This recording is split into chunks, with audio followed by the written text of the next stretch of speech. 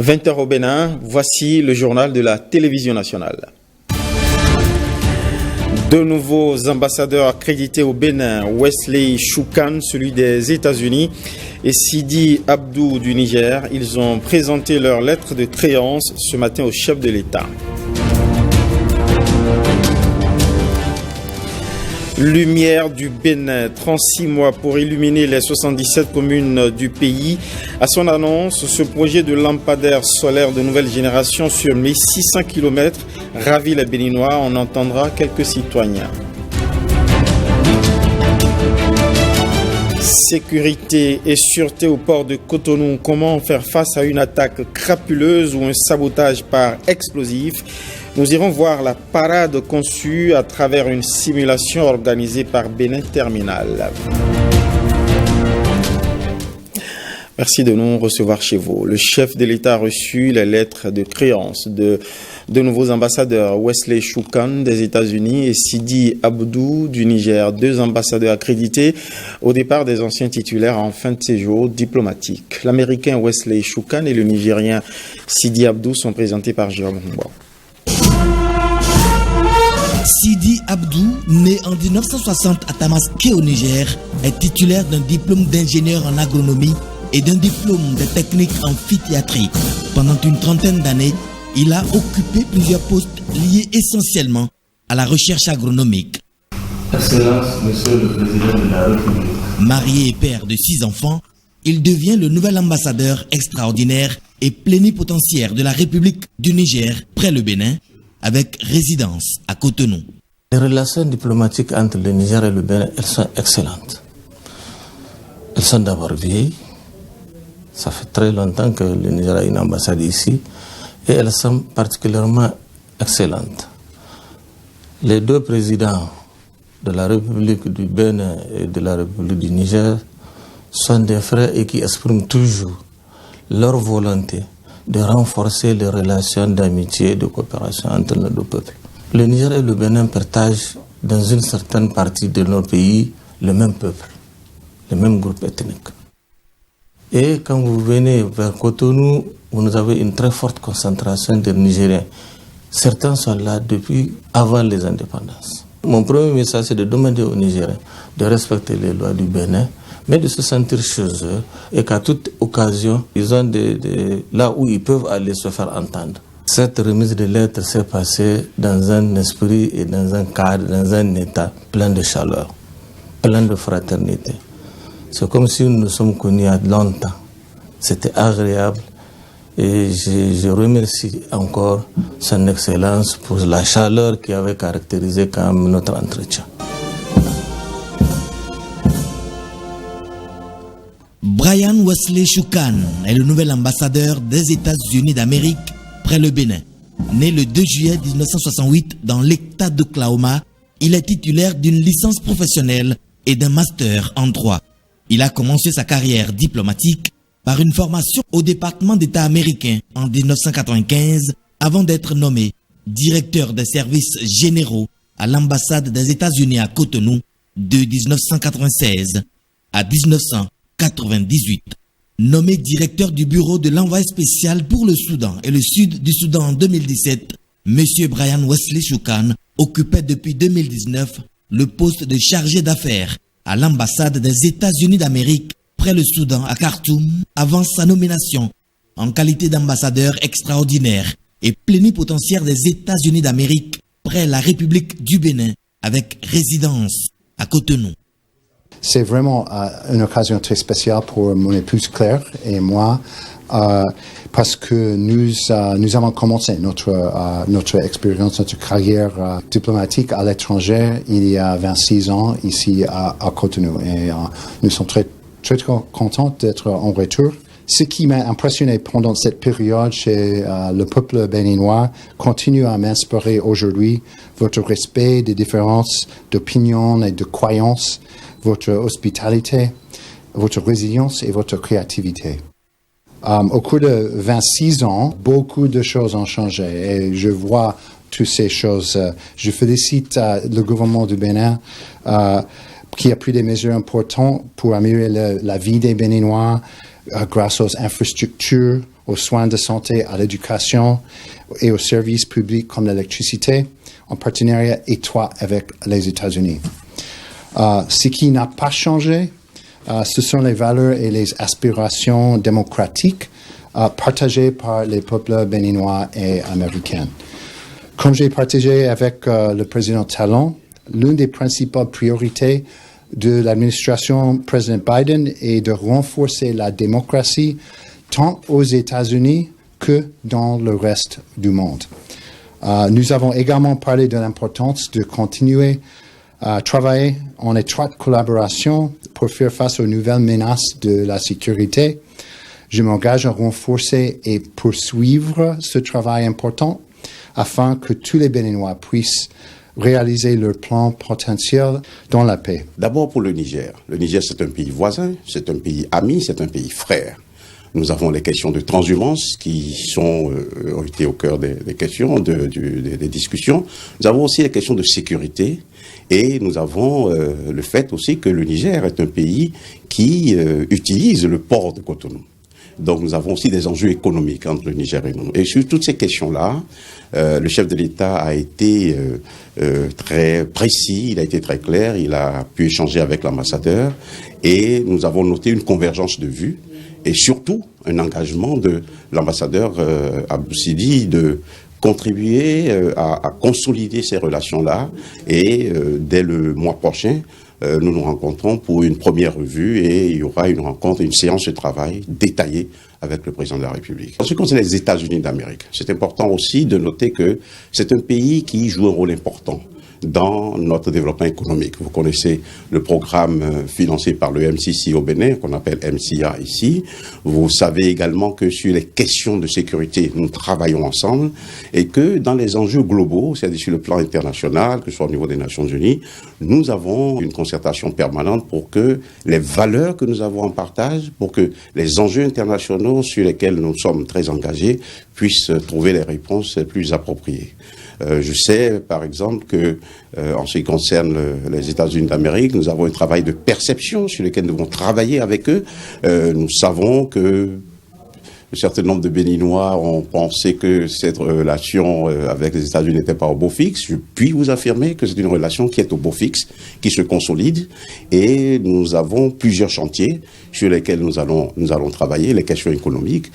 Quand vous prenez l'UMCA, il y a des réformes pour lesquels nous avons pris des engagements et ces engagements ont été tenus et même au-delà de ce qui était attendu, c'est par exemple dans le domaine de l'énergie. Maintenant, sur les questions de sécurité, nous avons des conversations de qualité, nous avons des formations qui se font entre l'assistance technique des États-Unis et nos forces de sécurité ici. Et enfin, sur les questions d'économie, les questions de l'agua, il y a beaucoup de discussions qui vont nous permettre d'arriver à une optimisation des possibilités de cette coopération-là. Donc je me réjouis que ces deux ambassadeurs aient présenté leur lettre de création au président de la République et je ne peux que me féliciter de la qualité de nos relations avec ces deux pays. Et ce sont les axes Cotonou-Niamey et Cotonou-Washington qui seront davantage renforcés. Le ministre des Affaires étrangères de la coopération vient d'évoquer les chantiers énergétiques qui intéressent la coopération américaine. Eh bien, on va parler d'énergie à travers Lumière du Bénin. Lumière du Bénin, un projet applaudi par les Béninois dès son annonce hier en Conseil des ministres. C'est dire combien il était attendu.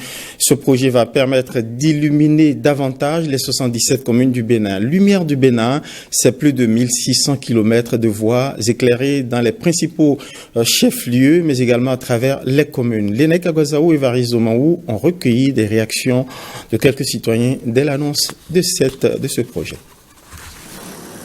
Éclairer les 77 communes, c'est éclairer tout le Bénin. Avec le président Patrice Talon, il faut avoir la patience.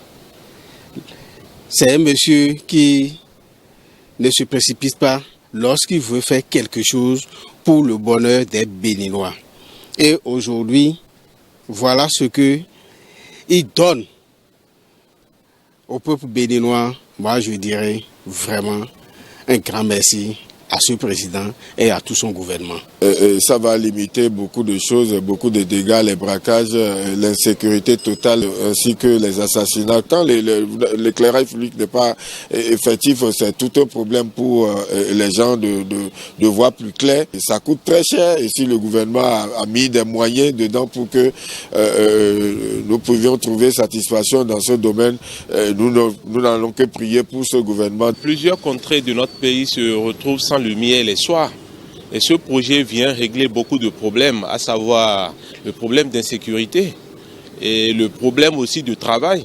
Parce qu'il y a d'autres qui ont la possibilité de travailler le soir, mais à cause des difficultés liées à l'obscurité, n'arrivent pas à travailler à plein temps. L'énergie conventionnelle, c'est-à-dire la SBE, ça ne suffit pas pour régler ces questions de lumière qui participent à la lutte contre l'insécurité dans le pays. Donc c'est une bonne initiative, c'est une bonne décision de vouloir implanter des lampadaires solaires sûrement dans toutes les communes, dans les chefs-lieux et les points de péage qui constituent aussi des sources d'insécurité. Mais nous sommes sûrs et certains, quand on va réaliser ce projet, beaucoup de personnes vont développer des activités, connaissent à ça et animer la vie commerciale et économique du pays. Là où il y a électricité, il y a forcément de l'emploi. Il y aura forcément des entreprises qui vont s'installer dans ces communes.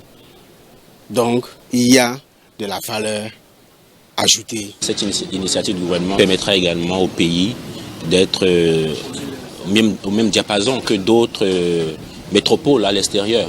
Nous le remercions et nous l'encourageons à aller dans ce sens et à aussi aborder d'autres projets phares pour pouvoir permettre à la population de souffler. Lumière du Bénin, donc un projet important pour le cadre de vie. Cadre de vie, on en parle à travers une question. Comment s'applique au Bénin la politique de création d'environnement sain? La question concerne d'ailleurs toute l'Afrique, mais a fait l'objet d'une étude précise pour le cas du Bénin. Aujourd'hui, les experts se penchent sur une évaluation plus approfondie de cette politique d'environnement sain. Blaise Adankou et Vari Zoumaou nous rapportent ici quelques vues d'experts sur la réalité de cette politique au Bénin. Qu'il vous souvienne que les 17 et 18 février dernier, certains parmi vous ont participé à l'atelier de validation des données collectées au sujet des politiques publiques pour la création d'environnements alimentaires sains. Et 2 mois après, les acteurs de la chaîne se retrouvent. Ils ont 2 jours pour évaluer le niveau de mise en œuvre de ces politiques. Nous sommes en train de vous inviter, déjà une première fois, il y a 2 mois, aujourd'hui, et puis encore demain, pour pouvoir aller au bout du processus qui nous permettra de savoir ce qu'il reste à faire, ce qu'il faut faire pour toujours améliorer nos politiques, nos actions en matière d'alimentation et de nutrition, pour mettre à disposition de la population des aliments les plus sains possibles. Au décours de votre évaluation, nous pourrons connaître les gaps, puis les actions correctrices subséquentes qui seront identifiées au cours des prochaines étapes pour renforcer le processus de création d'environnements alimentaires sains au Bénin. L'évaluation des politiques publiques pour la création d'environnements alimentaires sains est la composante du projet Food EPI. Il est mis en œuvre dans 5 pays de l'Afrique de l'Ouest. L'objectif du projet est de générer des données probantes qui permettront de mieux comprendre les politiques et les systèmes alimentaires ainsi que leur impact sur nos environnements alimentaires. Au terme de l'atelier, un rapport sera adopté. Mais tout ne s'arrête pas là. La prochaine étape sera l'identification des actions à recommander. Pas de méprise, il était bien question de création d'environnement alimentaire sain. On va parler à présent de travail décent dans la filière ananas. On en parle à travers un projet de coopération belge au Bénin. Enabel, l'agence belge de développement, appuie les acteurs de la filière ananas et riz au Bénin et s'empoigne du sujet, crée un projet sur l'emploi décent et durable, les défis à affronter et les impacts attendus avec Gina Lafouda Monsi Aboka. L'agence belge de développement et We Social Movement promeuvent l'emploi décent au Bénin. En témoigne le lancement de ce projet de promotion de l'emploi décent et durable des travailleurs dans les filières ananas et riz. On a estimé que 4000 personnes sont quand même membres ou bien d'une mutuelle de santé, qui connaissent que sont leurs droits de travail, qui sont formés sur les droits humains. Ça, c'est pour la filière ananas, mais aussi pour la filière riz, à peu près 4800 personnes qui vont être impactées par rapport à ça. Nous avons 3 résultats à atteindre. Le premier, c'est d'apporter à ces populations de la protection sociale, c'est-à-dire un mécanisme qui permettra aux producteurs et à leurs employés de disposer d'une couverture en matière d'assurance maladie. La deuxième intervention, c'est de faire en sorte que le second intervenant qui participe à cette mise en œuvre, qui est la CGTB, puisse travailler à sensibiliser les employeurs et les employés sur le droit du travail. Le troisième résultat, c'est de faire en sorte qu'il y ait, au thème de ce projet, ce que nous appelons un cadre de concertation qui instaure le dialogue social entre les acteurs. Le programme est en phase avec la politique de protection sociale au Bénin. Le dispositif H est le principal outil de mise en œuvre de la stratégie de protection sociale au Bénin. Il constitue un paquet de 4 services de protection sociale, à savoir assurance maladie, formation, microcrédit et assurance retraite. Le projet va durer 18 mois. On va parler de sécurité et de sûreté au port de Cotonou. Quelle parade opposée à l'explosion d'un engin sur l'un des terminaux du port, et notamment pour minimiser les dégâts. Réponse par l'anticipation. Des opérations de simulation sont déployées dans ce cadre par Benin Terminal au port de Cotonou. Elles impliquent ces opérations des agents du port et de la police républicaine. Ghislain Poguet et Ernest Tétégou ont suivi un exercice. On va au port voir les images. Par un beau temps au port autonome de Cotonou, une matinée normale de travail. Le responsable à la sécurité et à la sûreté reçoit un appel. La voix au bout du fil annonce « Il y a une bombe sur votre terminal ». L'alerte est donnée, le protocole est activé. La police républicaine arrive sur les lieux. Elle sécurise la zone. Tous les agents sont tenus à l'écart. En quelques minutes, la bombe est désamorcée. Tout rentre dans l'ordre. Le travail continue, comme si de rien n'était. La réalité, c'est que c'est un exercice. Il est demandé dans notre plan de sûreté que nous sommes en train de tester ce matin, que c'est une exigence et on doit le faire au plus tard chaque 18 mois. Donc c'est en réponse à cette exigence-là que nous nous sommes rassemblés ce matin. Nous avons étudié la réactivité des différentes parties prenantes qui devraient pouvoir donc s'associer pour rapidement conjurer pareil mal. À la séance après opération, on apprécie. Le scénario a été très parfait. Nous avons démarré à l'heure prévue et le timing a été respecté. Mais cependant, il faut dire que la police a bien coordonné les activités, et de même que l'équipe, la cellule de crise. Des points à améliorer, c'est que nous avons constaté que par rapport à la zone balisée, donc nous avons noté quelques faiblesses. La distanciation, peut-être que ce n'est pas forcément, c'est peut-être dans les normes, mais nous avons constaté que s'il y a un explosif et que cela prenait, ça pouvait peut-être embraser là où il y avait la présence des observateurs et peut-être des autres qui étaient sur le terrain. Comment le colis suspect s'est-il retrouvé sur le terminal? Qui l'a posé là? Y a-t-il des complices? La police républicaine mène des enquêtes pour répondre à ces questions. Des actions correctives sont engagées pour neutraliser les erreurs et les failles constatées au cours de l'exercice. Le département du Koufo lance une campagne de lutte contre les grossesses en milieu scolaire et sur les lieux d'apprentissage à travers l'opération baptisée Zegro Misa. Pendant plusieurs jours, des membres de l'équipe dédiée seront déployés dans les écoles, sur les lieux d'apprentissage et auprès des populations. Alors à la préfecture d'Aplakoui, retrouvez Jennifer Sativi et Yves Goropessi au lancement de cette opération. Une séance de réflexion pour en venir à bout des grossesses en milieu scolaire et d'apprentissage dans le département du Koufo.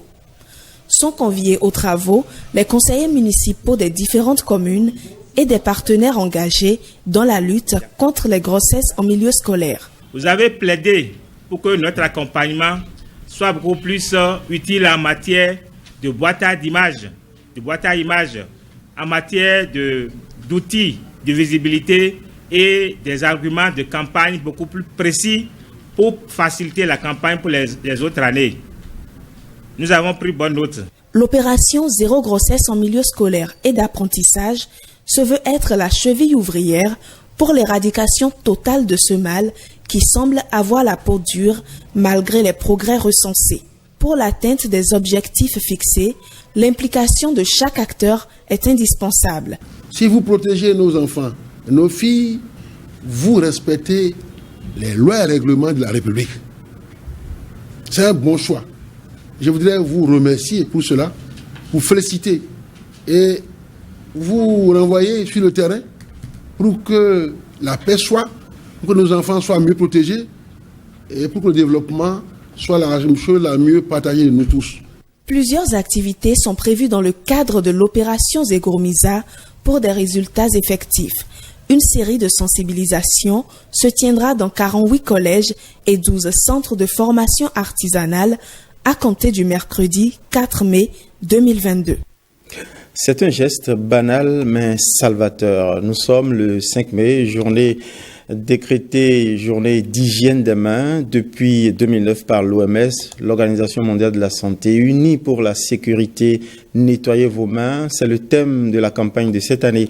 La pratique assidue de l'hygiène des mains, s'est révélée utile, a fait ses preuves et demeure une prescription en temps de Covid. Où en sommes-nous aujourd'hui? Ce reportage d'Alexandra Diotan et de Jules Akoekou nous édifie. C'est l'heure de la récréation. Ces petits écoliers à tour de rôle se lavent les mains avant de passer à table. Un geste d'hygiène de base. L'hygiène des mains qui est un ensemble d'actions qui nous permettent de réduire la présence des germes sur la main.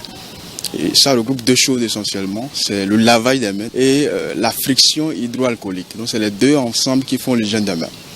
Une pièce maîtresse de prévention contre les infections. On peut facilement être en contact des germes, responsables de maladies à potentiel épidémique.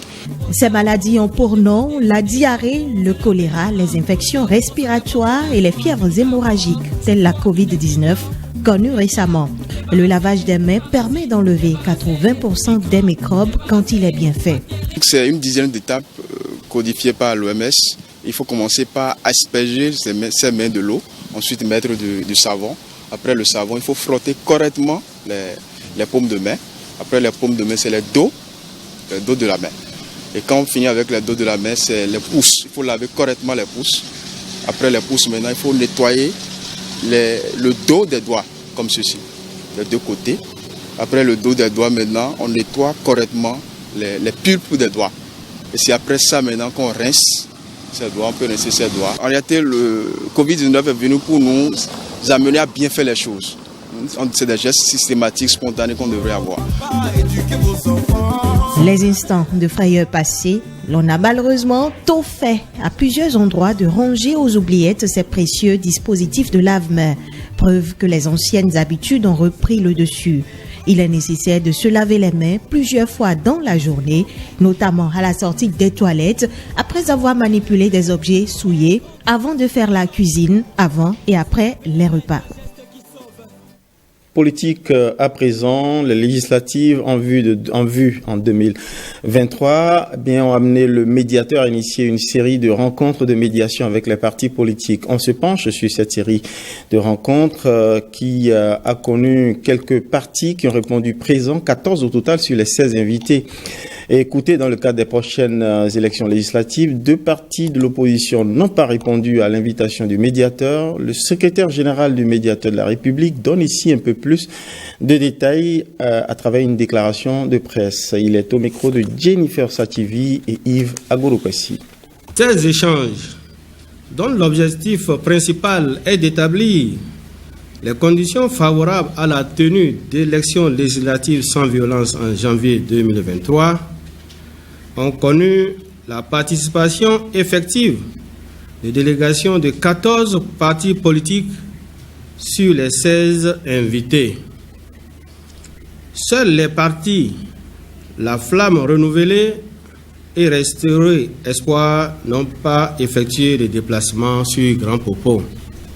À l'issue des travaux, le médiateur de la République tient à exprimer toute sa gratitude à tous les partis politiques pour leur sens d'écoute et de responsabilité, ainsi que leur engagement pour la paix et la concorde nationale. À ceux qui, pour une raison ou une autre, n'ont pas répondu à son appel, il réitère sa constante disponibilité à poursuivre les échanges sous toute forme qui leur conviendra. Le médiateur de la République rassure les uns et les autres de son engagement à porter dans les jours à venir les préoccupations et recommandations exprimées sous forme d'un plaidoyer à l'endroit des institutions concernées, conformément à ses prérogatives légales d'une part et d'autre part à la mission spéciale à lui confiée par le chef de l'État. On va écouter, entendre à présent des jeunes qui se préparent déjà très tôt à la vie publique. Les jeunes parlementaires du Bénin ont tenu hier la première session ordinaire de l'année 2022. À l'ordre du jour, la communication sur le leadership et sur la sécurité nationale. C'était à Porto Novo. Suivons le reportage de René Kofi et de Lionel Kabazao. Je déclare ouverte la session. C'est le premier rendez-vous de l'année 2022 pour les jeunes parlementaires du Bénin. Principal point abordé, le leadership. Un leader, c'est un architecte, parce qu'il doit construire les équipes qui vont l'accompagner. Il doit construire la communauté qu'il ou elle souhaite représenter, et puis il doit construire son pays. Alors la première chose que je voudrais que vous reteniez pour toute votre vie, pour tout votre parcours de vie, c'est cette phrase. Ne vous demandez pas ce que votre pays peut faire pour vous. Demandez-vous ce que vous pouvez faire pour votre pays. La sécurité nationale a également fait objet de débat. Les jeunes parlementaires, futurs leaders, sont surtout invités à être des acteurs qui participent à la lutte contre le terrorisme.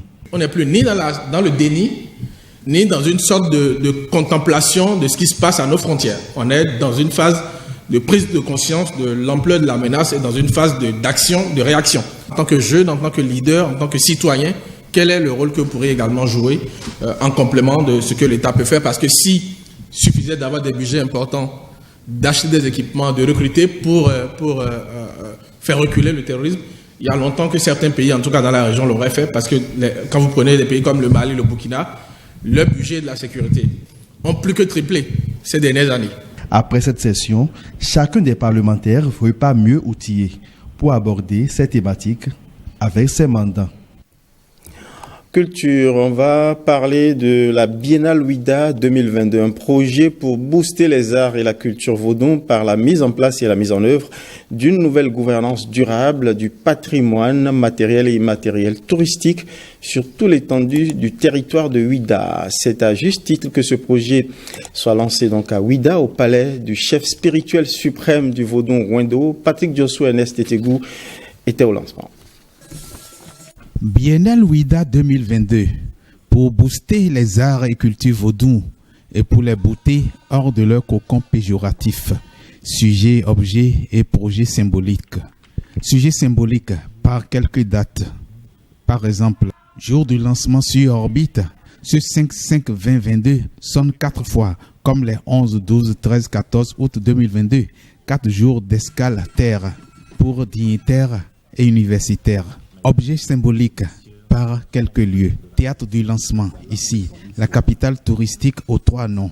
Ouida, Kwassé, Glehoué et précisément Glidji, le palais privé du chef spirituel suprême du vaudou Wendo, Dada Dagbo Hunon Hunan 2. Projet symbolique par son atelier thématique avec plusieurs communications programmées pour la journée. Nous sommes arrivés à un modèle qui recommande 3 axes. Le premier axe, c'est de renforcer le leadership de la mairie de Ouida en tant qu'agrégateur des initiatives inscrites sur le territoire. Le deuxième axe, c'est de renforcer la collaboration avec les communautés qui sont détentrices, que la communauté scientifique appelle les sachants. Et le troisième axe, c'est de pouvoir agréger en un même projet, en une même initiative, une kyrielle de petits projets et d'initiatives disséminés sur le territoire pour en renforcer l'impact, la pérennité et la durabilité.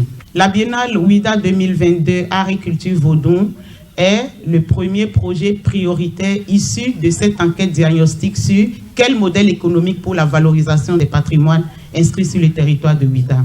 De Noël Rouirin à Anne Adjaï Sika, représentant le maire de Ouida, le message est clair. Le sacré est bien consacré au cœur de la vie quotidienne des Béninois qui, en cœur, font une provision par le vaudou sur son lit natal, dicite Lili Rougnirin. Merci Patrick Diosso. En attendant cette biennale, c'est la fin de ce journal. Merci pour votre fidélité.